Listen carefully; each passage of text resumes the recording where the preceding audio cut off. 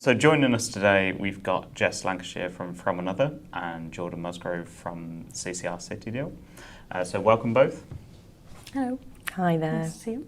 Today we're going to be talking about flexibility in the workplace and how businesses can better accommodate their employees. So Jess, do you want to start with telling us more about the story of how From Another came about and what it's sort of aiming to do in the region? Sure. So From Another launched in May 2022. It had started as a blog called From Another Mother. When I became a parent, I was a director in a large corporate organisation and suddenly found myself trying to combine the needs of a very young family with the needs of a very demanding role. And the thing that I found most useful in navigating that was actually hearing from other parents and hearing what they'd done, the decisions that they'd made, the choices they'd made, their reflections on that. And so I decided to start collecting stories from another mother and to start seeing what we could learn from those common themes that were coming from it. And in all honesty, the blog just became more and more fun, and the more that we did of it, the more people were interested in what we were doing. And as we started to look at the research that was around, we felt that there was a real gap in terms of not only the timeliness of the research, but also translating research into actually sort of actionable impact, both at home and within the work environment, that could enable people to drive change in the way that they are combining their work and their caring responsibilities. So we launched in May last year, and we support both parents to build a plan for positive working parenthood on their terms in the way that suits their family.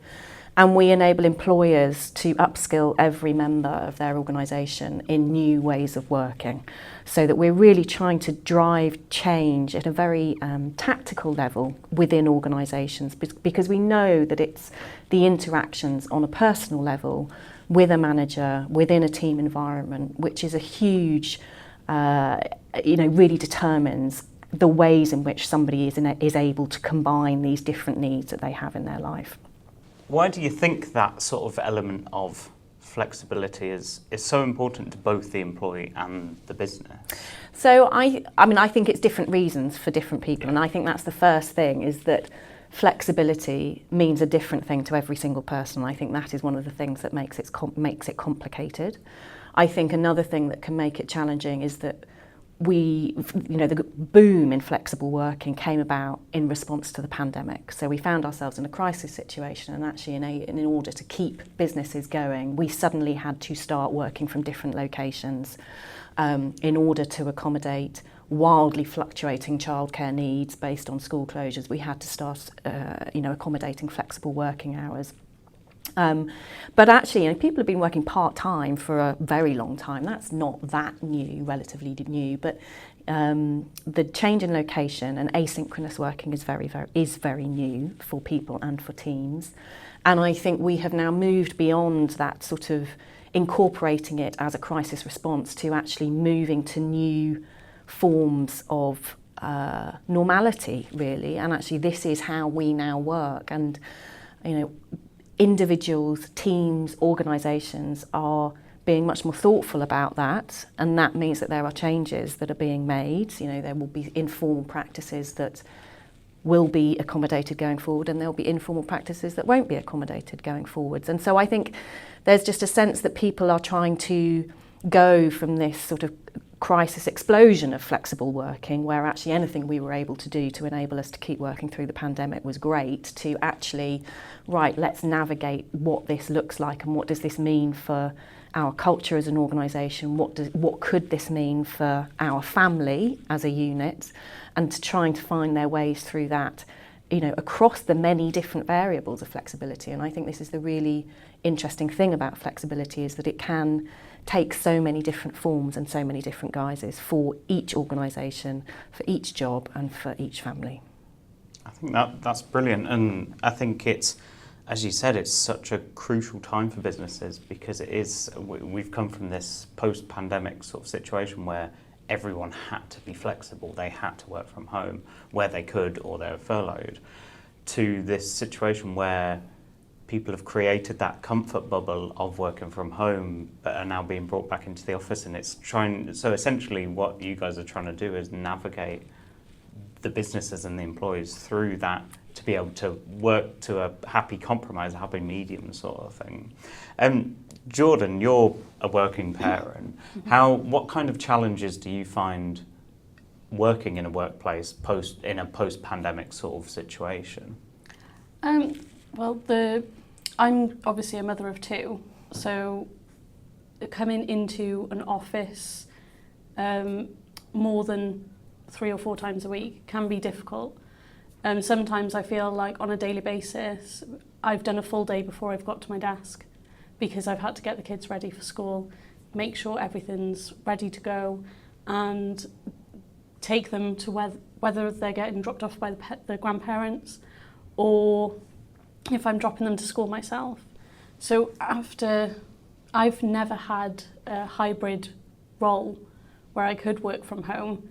So it's definitely a transition coming back into the office, but at the same time, I kind of enjoy coming into the office and being around other people, because if you're working from home all the time, I would feel isolated.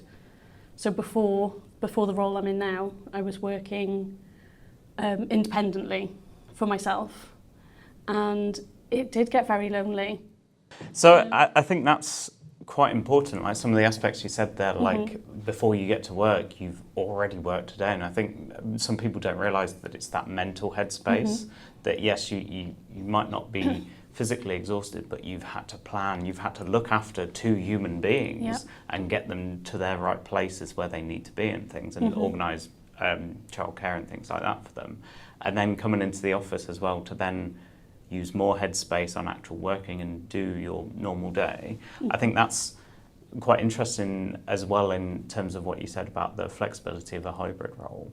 So what kind of challenges have you faced in that hybrid role itself? Like, what do you find most difficult, and what do you find has actually become easier in a hybrid role? I think just having that option to be able to work from home is great. Say if you've had a really rough night's sleep with one of your children, you might not have the energy to then take the transport to get into the office, but you've got that option to stay home, but you're still working, but you don't have that guilt that you're not there. So I think hybrid works for me personally, but I know there's probably parents out there that would prefer to be in the office or prefer to be at home completely. So I think this goes back to what you were saying, Jess, about different people have different situations, and it's not a one answer fits all sort of thing. I think that's right. And also we know that flexible working is a paradox. So for every benefit it delivers, it can also result in a disbenefit. So you've not only got people wanting different things, actually you could apply the same thing to 2 different people, and for one person it could end up being a really positive outcome, and for the other person it could end up leading to a disbenefit. So it's hugely nuanced, and we find that these really big changes in working practice just sort of get swept up into one single, 2 words, flexible working. And actually they're huge changes that we're talking about potentially in the way that teams operate and the way that people feel engaged in their work. So I think we are hearing from managers that they feel that there are specific skill sets that they want to improve and develop in order to be able to navigate these new ways of working. And I'm not surprised, because I think it is new. Actually, if we look at remote working particularly, so working away from the office, I think at the moment we're looking at about 54% of people that are doing that have been doing it for 2 years or less. Well, if you applied that to a job role, if somebody had been doing a job for 2 years or less, you would expect to be continuing to invest in them and to build up their skills in that area so they could continue to increase their capability and confidence in it. And I think we need to be thinking about flexible working as a skill set that individuals, managers and leaders need to develop going forward. I think that's really interesting in what you're saying about investing in the employee, because I think that's what it comes down to, doesn't it? I think it's putting the effort into making accommodations for your employees so that you can get the best out of them and that they want to give the best. Yes. Yeah, and I think that when you bring in children into it as well as a working parent, I think your obvious main focus in life is your family and things like that. And even if you don't have kids, you will have other priorities in your life. So I think it's bringing in that work aspect, isn't it? As to, you want it to be a main part of your life. You're not just working for money, you're working because you enjoy the work. And I think it's bringing that into it so that you can enjoy it and it can work with your life. Yeah, I mean, there are obviously huge social benefits of good work for families and communities, but it also has, tangible economic benefits for the firms. So we know that firms that are more diverse, that have a broader range of people that think in different ways and have different life experiences, are more innovative and more resilient going forward. So they will have better economic outcomes than firms who, have a smaller range of experience and thinking within their teams. We know that for every woman who sits on a board, it increases the firm's assets by 8%. I mean, it would be hard to think of another thing that you could do that would increase the assets of a firm by that amount through a single action. So we know that these things have tangible economic implications. For scaling firms, we know that employee engagement, retention, has an impact on the valuation of your firm. So actually what you're doing today with your people in 2 or 3 years' time will make a difference around the way in which your firm is valued. So it's, yes, there is the social benefit of it, which is absolutely right and proper, but there are real economic benefits that come out of this for people. And what we're doing is we're bringing those skills, making them accessible for people, providing safe spaces for people to have the conversations they need to have about what can change, both at home and at work, so that both families and organisations can start to accommodate these needs in a more successful way, I think. So talking more about what you guys do from another, you got a South East Wales listening programme that you've recently launched. Could you tell us a bit more about that? Absolutely.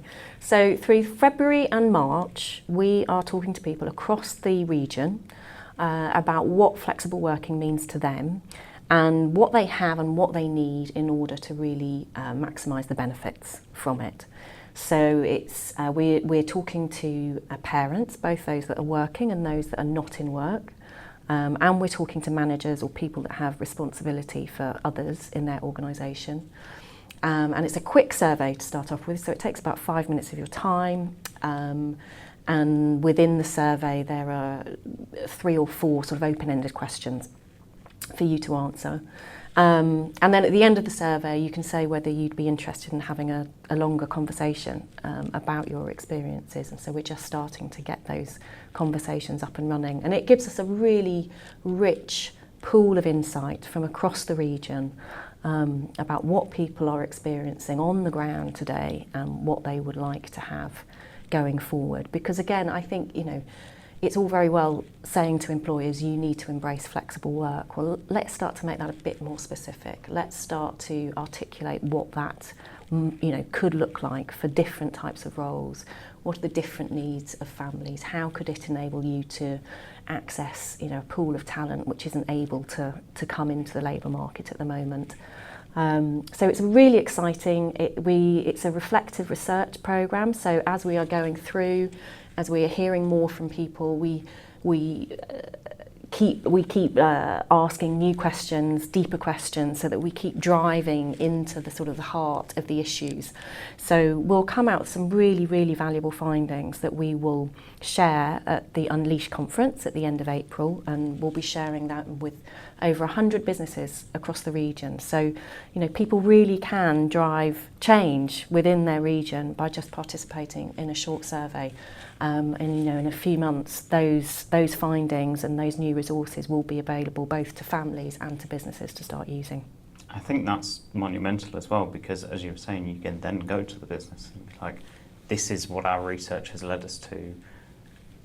Talk to us and let's figure out together how you can make a more accommodating situation for your employees. So with, you mentioned that you were going to bring these findings to the Unleash conference. So for SMEs, businesses, organisations attending your breakout session at the Unleash conference, what things can they expect to hear about? What things can they expect to learn? What advice would you give them? So the honest answer is we don't know what the advice is going to be until the listening programme has concluded. So it's running until the end of March. That's giving us time to go through the findings. But we'll be talking about the fact that flexibility is a paradox. We will be talking about the fact that we know employee engagement, employee retention impacts your firm valuation. We will be exploring the findings from the programme, but most importantly, giving people takeaways that they can take from that session and immediately start using within their businesses. So it's going to be very focused around action-oriented insights. So we're not just going to tell you stuff and sort of leave you with a new problem that you've got to go and solve. You know, we really are about giving people practical things that they can take away and apply today. We're also going to be launching our courses for managers at the Unleash conference, which we're really excited about. So we run courses for parents so that they can build a plan for positive working parenthood that works for them. And we know that managers really want to upskill themselves in these new ways of working and these contemporary working practices. So we'll be launching our manager programs as well at Unleash, which we're really excited about. Perfect. That's so great that you're doing both sides of the spectrum as well. So you're helping parents get more into the workplace and help managers be more accepting and accommodating, and that's really fantastic.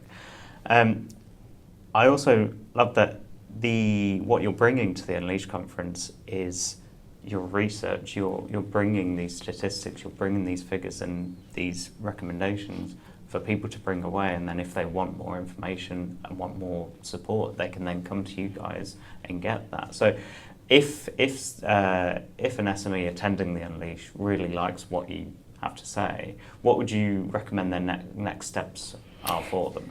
Easiest thing is to schedule a call. So schedule a quick 15-20 minute call. I love hearing what's happening in organisations on the ground. You know, what are the things that they're experiencing? I spend my week talking to leaders of all different sized organisations. So getting a really good understanding of where that organisation is, what might be a next step for them, and starting to understand the ways in which we might be able to support them around that. I think the other thing to add about what we're bringing from this listening programme is it is new research. So the questions that we're asking have been designed to build on the existing research. So we're not repeating research. We're not going to come back and tell you something that you could already find within the research. These are new findings that will be, are coming from the region that you're operating in, that you're recruiting from. So we're hoping they're going to be really relevant, really targeted, and give businesses real actions that they can take away. Perfect. So you mentioned that you're building a safe space for parents. Where can they find you online? So we are at www.southeastwales.com.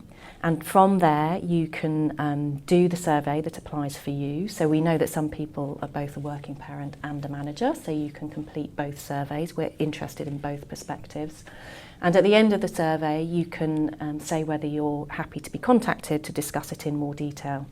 And that would then, you'd then be invited to book a slot to have probably about a 45-minute conversation. And that absolutely is your space to tell us what you experience, what you have experienced, what you'd like to see going forward. We're not firing questions at you. It's not like we've got 15 questions we've got to get through in that time. It really is hearing your story, hearing your experiences, because your words are the most powerful thing that we can bring to people. That really brings things to life for people. And what we then do is we then use those conversations. They then become part of our research, and we can draw out the insights, the themes that are coming across and that are consistent across a broad range of parents and managers, so that we can take your individual experience and then use that to drive new resources, new tools that people can start to use and apply in their own lives. Okay, so if somebody was due to return back to work because it's almost like an internal countdown clock when you get to a certain point in your maternity leave. Can they reach out to you just to offload their worries or what they should be doing when they're returning back to work? Yeah, so at the moment the listening programme is particularly around flexible working. So we would love to hear from parents who are going back to work from parental leave and are perhaps thinking about the ways in which they may want their working patterns to change. We use our listening programmes to focus our research so that we can really get the most out of those insights that are coming to us. But we know that move to flexible working, to changes in hours and changes to locations is really, really important for new parents navigating those early years with their children. Perfect. So we've talked about the South East Wales listening programme.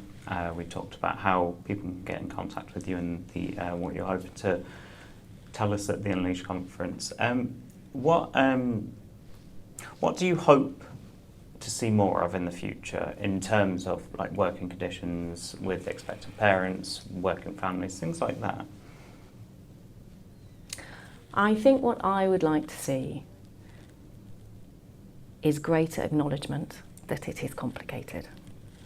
I think we're doing ourselves a disservice by sweeping really big differences in the way that people can and want to work into 2 words of flexible working. And I think it places unfair pressure on individuals and families, managers and teams, leaders and employers, because it's not easy. And I think the more space that we can open up to say, okay, there's not a simple answer to this, we need to work through what the solutions could look like, then you can start building meaningful change for people. So, I love the work that we do, and I get absorbed in the research. I find the stories so energising, and the gifts that people give us when they really share their story and tell their experience. And we need to do that justice, and we can only do that justice if we have the space to say this isn't going to be an easy fix. I think also in terms of the region, the Cardiff capital region is really diverse, and that was another thing that was really interesting to us, that by focusing on South East Wales, we know we have a broad range of industries. We know that some of the leading industries have got a huge level of change coming down the track towards them. We know that there's a lot of variation in terms of the communities within that region. So what we're finding from the listening programme, what we're drawing out through the listening programme, is new insight into these different sectors, into these different job types, into these different communities and what their needs are, which again gives us such richness that we can start to work with and start to shape new solutions with. So it was really important to us to be working with a region that has that diversity. That was appealing to us. We didn't, it's not so interesting for us to go to a region where sort of it's fairly homogenous and it's fairly stable. Actually there's a really interesting mix of industry, there's a really interesting mix of talent, there's a really interesting mix of communities, and they can all learn from each other as well. So we've got the creative cluster, which traditionally has hugely flexible ways of working, and have really strong manufacturing and health and care sectors, which traditionally isn't able to afford the same level of flexibility to people. So actually, what can those different sectors learn and share from each other as well?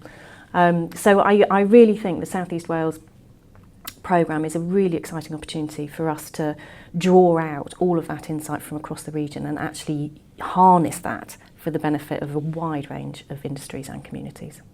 I think that's especially interesting when you take into account the different sectors, as you said. Like, there are, like, as you said, the creative sector, a large majority is freelance and different production companies, whereas healthcare sector are a lot more limited on what they can do. So I think that just draws out what you were saying earlier about the two words flexible working, it is not as simple as that, is it? It's very much more complex situation. Yeah. So what excites you most about what you're doing currently? What gets you out of bed in the morning to be like, yes, this is important to me? This is important to me because I want this to be different for my children. I don't want my children to be coming into a workplace where they feel they're having to choose between what's important to them professionally and what's important to them in terms of the people that they love and care for. And I want them to be moving into environments where they are supported to thrive, across all areas of their lives. I come from a corporate background. I've worked with some of the largest organisations in the world. I'm now a founder. I've worked in lots of different types of organisations. But I know that if you can really tap into understanding what motivates someone, what enables them to bring their best selves to work, then that is what is going to make your business, whatever size you are. If someone feels safe, if they are able to bring their best selves to work, then you will be successful with the help of that person. And that is, my core assumption is that most people come to work because they want to contribute and they want to do good work, they want to do interesting work. We need to find different ways to enable that to be easier to do. I think that's what it comes down to, isn't it? It's people don't just go to work for money. People go to work for a purpose, and everyone needs that purpose in life. And being able to accommodate that to kind of similar to what you were saying about how you don't want your kids to grow up in an atmosphere where they feel like they have to sacrifice things to be able to work and sort of provide. I think that's especially critical at the moment with the current cost of living crisis. It's, yes, you do need to earn money to provide for your family and provide for yourself, but there should be ways of doing that so that you aren't sacrificing your life for it. And I think in this sort of modern sort of Western country, we should have more things around that to make that possible. I think that's right. And I also, I'm not suggesting that everybody has to do things in the same way. If people, whatever is right for you and your family is right for you and your family, and that's absolutely fine. That is for you to choose. I think what makes me frustrated is when people find themselves in a situation in which they feel they don't have the choice they would like to have. When you become a parent and when you experience that sense of those days, that time with your children, it goes and then it's gone and it's done. And I think to enable people to have a range of options about how they navigate those really, really important years with their family whilst maintaining work that motivates them in whatever way it needs to be motivating for them it's a really exciting opportunity for us. We can do this. We've shown through the pandemic that we can work in radically different ways, that we can achieve extraordinary things, whilst accommodating all of this change. So, let's keep moving forward with that sort of inherent belief in the ability of all of us to find a solution to this. I agree. I really like that you're thinking about the future of your own children. And my dad constantly says to me, I wish I was there more when you were younger. I wish, because he did work long hours, but it was expected. And he missed out on just school plays. I remember him being there for sports day once, but it's those, he wishes he had more of those memories. But I remember my mum being there all the time. So it's when he says that to me and I'm like, oh, yeah, okay, right, I need to plan taking half term off because it'll mean more to the kids that I'm off than if I was just working throughout. So I like that we're getting somewhere from another with making companies aware that parents need that flexibility more for their children to remember those memories. So it's nice. I think that's right. And I think it's our courses for parents are for what you can do yourself. at home and at work as well. So everybody needs to step up and play their part in driving the change that we want to see. And I think for parents, you know, the conversations we have are so often around taking the time to actually understand what are your priorities. Because I think if you understand what your priorities are and what your boundaries are, then your decision making becomes much easier on a day-to-day basis. And, you know, we all get it wrong sometimes, and that's okay. You know, I found it a huge shift going from being in a big corporate role to becoming a mother. You know, it took me 3 or 4 years to make that adjustment and to work out what kind of a mother I was actually, and what work meant to me with this new identity that I was incorporating. So and again, we have to acknowledge the complexity in that. You know, you're not going to have a baby and suddenly know what you want to do, and actually your children will continue to change and your family will continue to change. So what you want and would like to have this year or need this year could look very different in 3 years' time.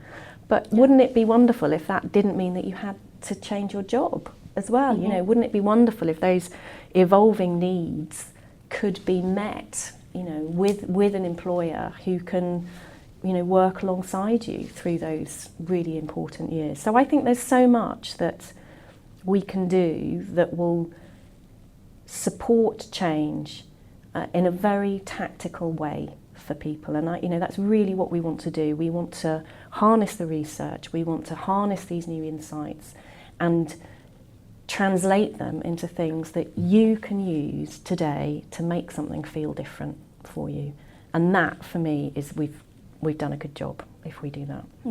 Yeah, definitely. I'm excited for the results of the survey and to see what your research is at the conference in April. So. Yeah, we look forward to welcoming you and having you speak at the Unleash conference. And I think there's a lot to look forward to there for attendees, SMEs, businesses. Yeah. So thank you so much for joining us today. You're very welcome. If you'd like to find out more, how can people access more information? So the best place to go is southeastwales.com, and that will take you to the landing page for the listening programme. If you want to find out more about From Another, it's at fromanother.co.uk, or you can, you know, our explainer videos are there, or you can find them on YouTube as well. So yeah, thank you so much for listening today, and we'll be back soon with the next Cardiff Capital Region podcast.